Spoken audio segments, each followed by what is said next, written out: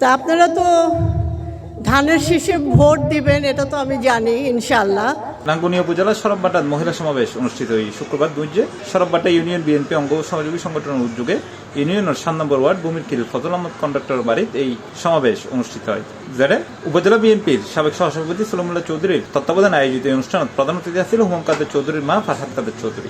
আমার ছেলে হুমাম কাদের চৌধুরী, আপনাদের কাছ থেকে ও সব জায়গায় বলে, আমি দেখি, সামনাসামনি দেখি নাই, আজকাল তো সব কিছু ইউটিউবে দেখা যায়। ও কিছু কিছু জায়গায় গিয়ে ও বলে যে আমি আপনাদের কাছ থেকে একটা চাকরি চাচ্ছি, আমি একটা চাকরি চাচ্ছি, আপনারা যদি ভোট দেন তাহলে আমি চাকরিটা পাবো।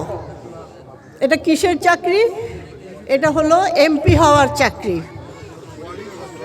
আপনারা যদি ভোট দেন তাহলে ও এমপি হতে পারবে, হ্যাঁ, সংসদে যেতে পারবে।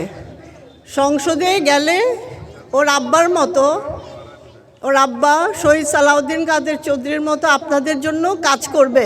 এই সময় তাদের প্রধান বক্তা ছিল হুমাম কাদের চৌধুরীর ভাবি ব্যারিস্টার ডানিয়া খন্দকার।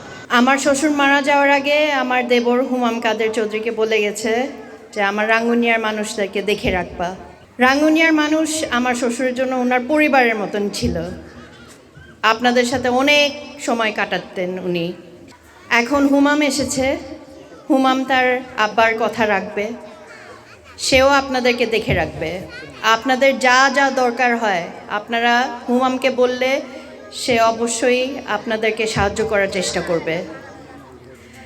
আপনারা সবাই এখন 12 তারিখে ঘরের থেকে বের হয়ে আপনাদের অধিকার, যেটা ভোটের অধিকার পেয়েছেন, ওই অধিকারটা ব্যবহার করে আপনারা ইনশাল্লাহ ধানের শীষে ভোট দিয়েন 12 তারিখে।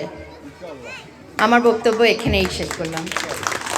মাস্টার আসগর আলী ও মুজাহিরুল ইসলামের যৌথ পরিচালনা ও সাবেক ইউপি সদস্য বিএনপি নেত্রী জিনু আক্তারের সভাপতিত্বে এই সময় স্থানীয় বিএনপি এবং সহযোগী সংগঠনের বিভিন্ন নেতৃবৃন্দ উপস্থিত আছে। C plus TV, Chittagong.